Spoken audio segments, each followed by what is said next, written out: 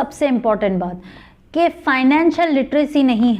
सीखते मर्द हजरात जो होते हैं, कमाना, पैसे कमाना तो वो सीख जाते हैं, काफ़ी अच्छा भी कमाते हैं, लेकिन उनके पास वो फाइनेंशियल लिटरेसी नहीं होती है कि जो कमा रहे हैं उसको हैंडल कैसे करना।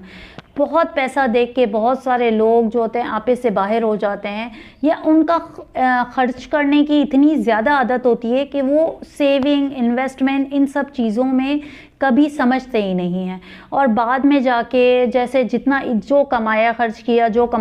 किया, लेकिन जैसे जैसे एज बढ़ती जाती है उनके पास कोई एसेट ही नहीं होता है, कोई उन्होंने जमा नहीं किया होता है, कहीं पे उनका इन्वेस्टमेंट नहीं होता है। इसकी यही वजह है क्योंकि उनके पास फाइनेंशियल लिटरेसी नहीं होती है। हम भी हमारे बच्चों को हमेशा इसी चक्कर में लगे रहने देते हैं कि कमाना किस तरह है, लेकिन उस कमाने के बाद उसको खर्च किस तरह करना है, उसको इन्वेस्ट किस तरह करना है, कभी हम हमारे बेटों को ये